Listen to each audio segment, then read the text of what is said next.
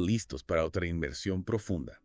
Hoy nos vamos a sumergir en un tema quizás no tan conocido en el mundo de la parasitología, pero sin duda fascinante. Exacto. Estamos hablando de la balantidiasis. Así es. Vamos a explorar en detalle el Balantidium coli, Ajá. un microorganismo que tiene la peculiaridad de ser el único protozoofiliado que infecta a los humanos.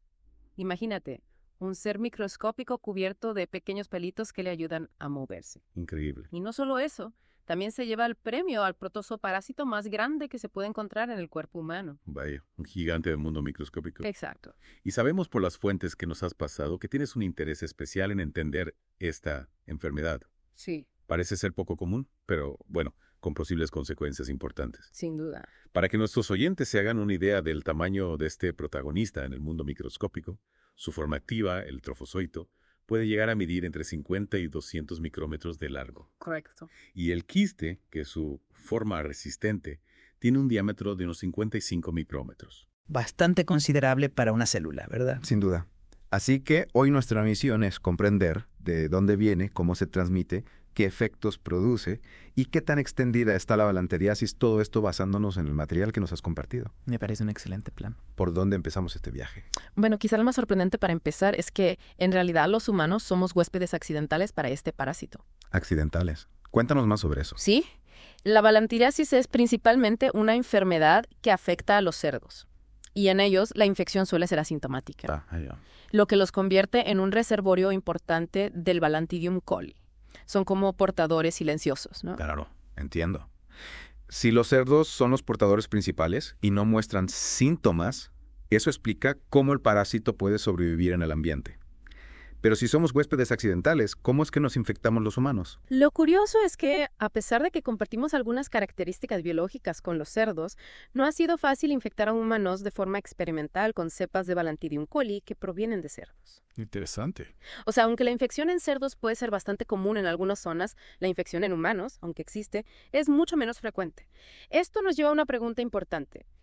¿Qué barreras existen que dificultan que este parásito salte de una especie a otra? Es fascinante. Somos huéspedes accidentales y encima parece que es difícil infectarnos con la cepa porcina en el laboratorio. Entonces, ¿cómo se produce la transmisión en la vida real? ¿Cuál es la pieza que falta en este rompecabezas? La clave está en una de las formas del parásito, el quiste. La infección en humanos ocurre principalmente al ingerir quistes de Balantidium coli. Los quistes, esas cápsulas microscópicas que protegen al parásito. ¿Cómo llegan esos quistes hasta nosotros? A través de lo que se conoce como la ruta fecal-oral. El agua, los alimentos o incluso las manos pueden contaminarse con heces de cerdo que contienen los quistes. Uf, no es agradable pensarlo. Cierto, pero es importante ser conscientes de ello. Sí, claro. Entiendo el mecanismo. Entonces, ingerimos el quiste y ¿qué ocurre después dentro de nuestro cuerpo? Bueno, una vez que se ingiere el quiste, que recordemos que lleva en su interior dos núcleos importantes, el macronúcleo y el micronúcleo, al llegar al colon, experimenta lo que se llama desenquistamiento. O sea, que la cápsula se abre. Exacto. Yeah. Y libera una única forma activa del parásito. El trofozoito. El trofozoito, esa forma móvil de la que hablamos al principio. ¿Y qué hace este recién liberado? Pues el trofozoito se pone a trabajar alimentándose de bacterias que están en el intestino, de moco y también de las células de epitelio intestinal. Entiendo. Y no solo eso, también se reproduce activamente mediante un proceso de división simple que se conoce como fisión binaria. Una célula se divide en dos células hijas O idénticas. sea, multiplicándose y alimentándose a sus anchas. Un verdadero festín microscópico en nuestro interior. Exactamente. ¿Y cómo se revierte este proceso? ¿Cómo se forma el quiste de nuevo para continuar el ciclo? A medida que el material fecal avanza por el colon, se va deshidratando, volviéndose más sólido, el trofozoito se transforma de nuevo en quiste. Y es importante mencionar que, a diferencia de multiplicación del trofozoito, en el enquistamiento no se duplican los núcleos. Ah, entiendo. El quiste que se forma es la etapa del ciclo que puede sobrevivir fuera del huésped y por lo tanto es la forma transmisible del parásito. Entonces, el quiste es como un viajero resistente, capaz de aguantar las condiciones del exterior hasta encontrar un nuevo huésped. Exactamente. El quiste tiene una resistencia notable a diversas condiciones ambientales. Su punto débil es la desecación. Ajá. Esto le permite persistir en el entorno hasta que otro huésped susceptible lo ingiere, completando así el ciclo. Perfecto. Ya tenemos una imagen clara del ciclo de vida y cómo se transmite. Ahora me gustaría profundizar un poco más en la anatomía de este Balantidium coli. Vale. Descríbenos cómo se ve este microorganismo con más detalle. Vale. El trofozoito, como ya hemos dicho, es relativamente grande. Tiene una forma ovalada y su característica más distintiva es la capa densa y uniforme de cilios que cubren toda su superficie. Ajá. Estos cilios le permiten moverse de forma coordinada. Ya. Imagínate un pequeño organismo cubierto de remos que se mueven al unísono. Como si estuviera remando a través de nuestro intestino. Es una buena analogía. Sí. En uno de sus extremos, el anterior, tiene una estructura en forma de embudo invertido que se llama citostoma, Ajá. que vendría a ser su boca, ¿Ya? y se conecta con un canal estrecho, la citofaringe, por donde ingiere el alimento. Entiendo. El extremo opuesto, el posterior, es más ancho y redondeado. ¿Y en su interior cómo está organizado? Bueno, dentro del citoplasma, que es la sustancia que rellena la célula, hay varias vacuolas digestivas que se encargan de procesar el alimento. Ya. Y generalmente una o dos vacuolas contráctiles que regulan el equilibrio de agua en la célula. Ajá.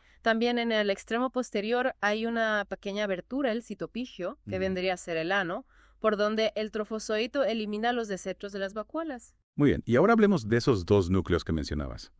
Es una característica bastante inusual en un organismo unicelular.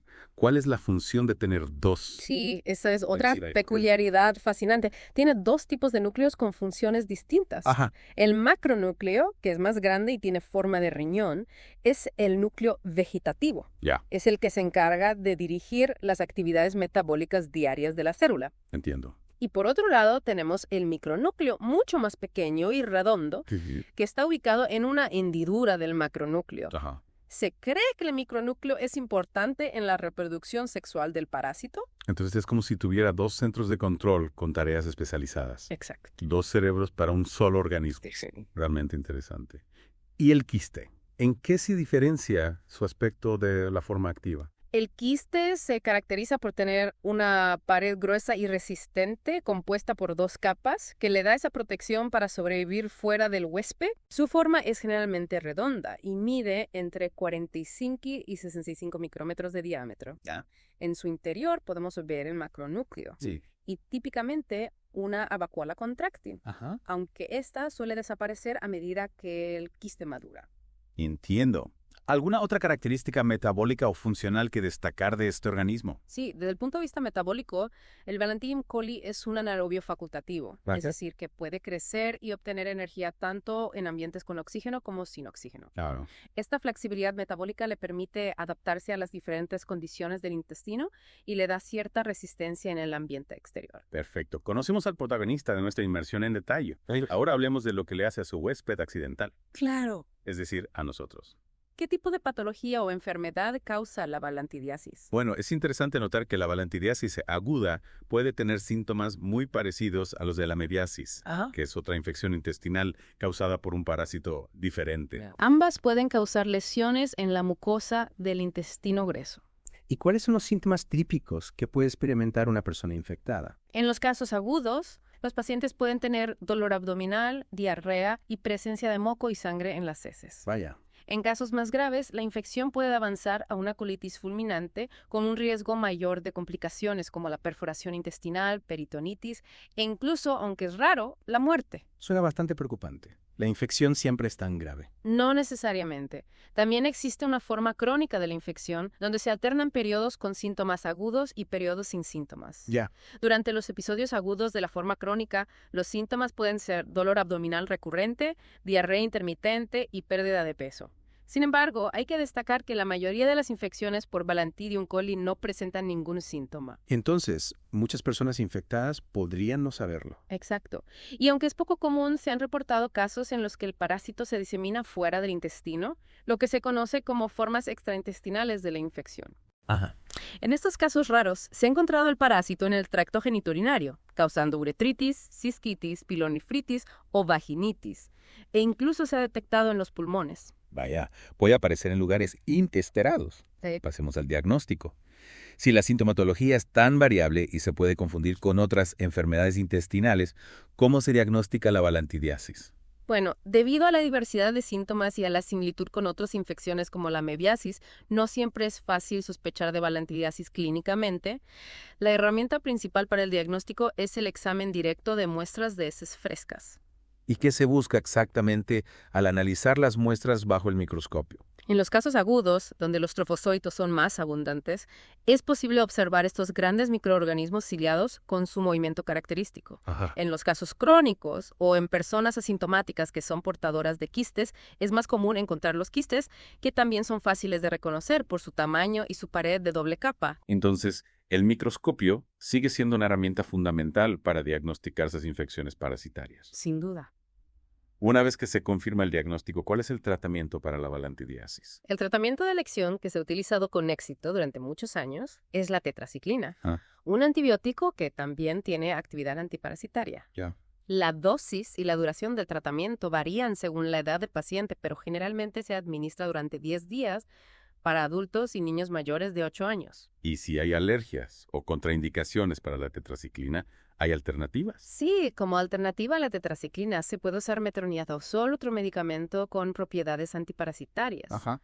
Al igual que con la tetraciclina, la dosis y la duración del tratamiento con metronidazol se ajustan según la edad del paciente y suele administrarse durante 5 a 10 días. ¿Y qué pasa con las personas que son portadoras asintomáticas de los quistes?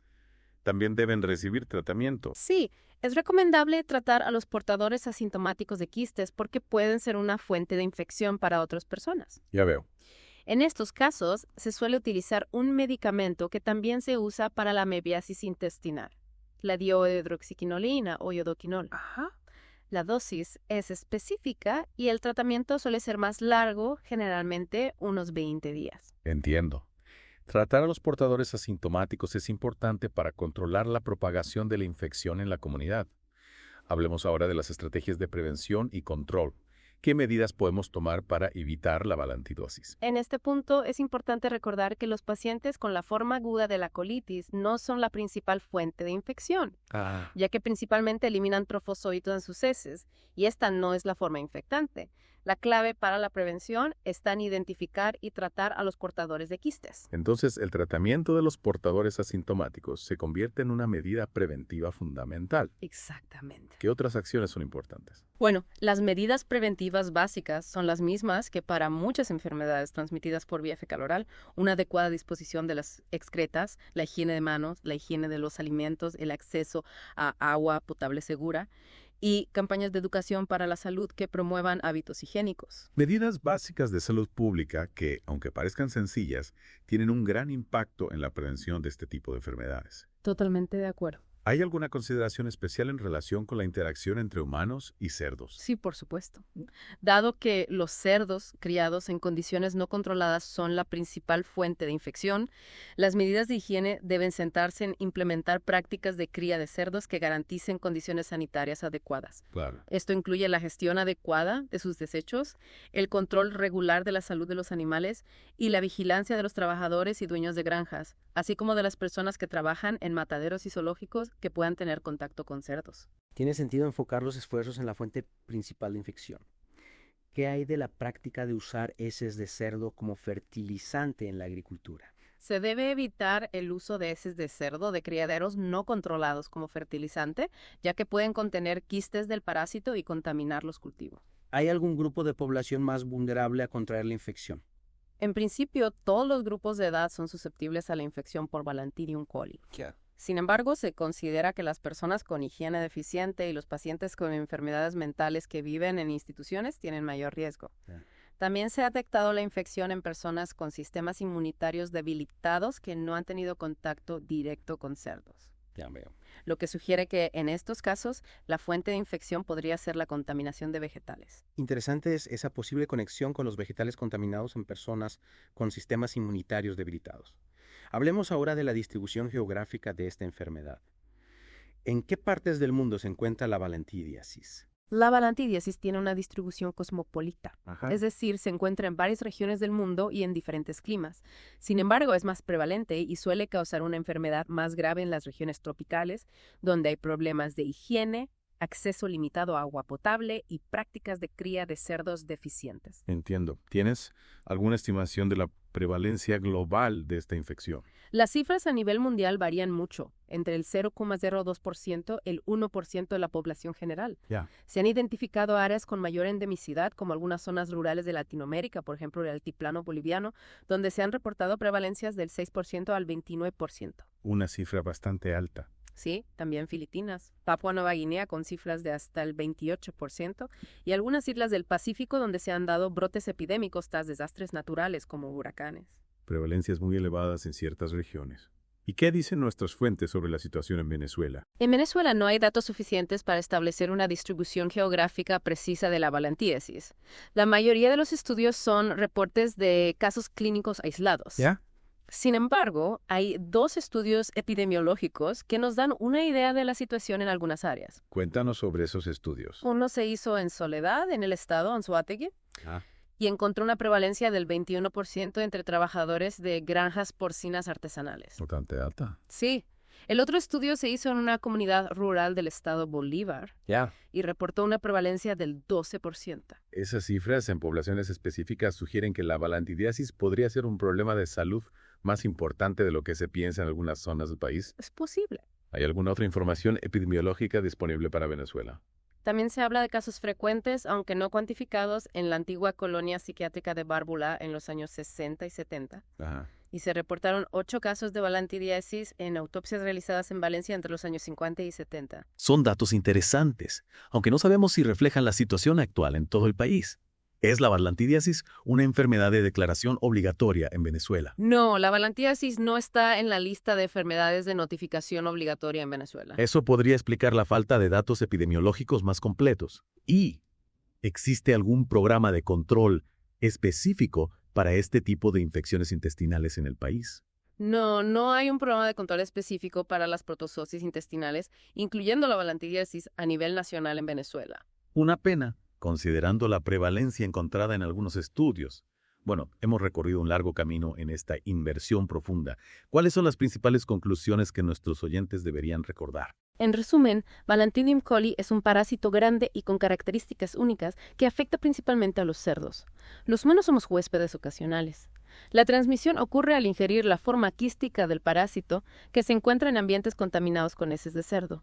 La infección puede causar diversos síntomas intestinales, aunque en muchos casos no hay síntomas. La prevención se basa en la higiene personal y en prácticas de cría de animales controladas y sanitarias. Y hemos visto que su distribución es global, con mayor incidencia en regiones con problemas de saneamiento.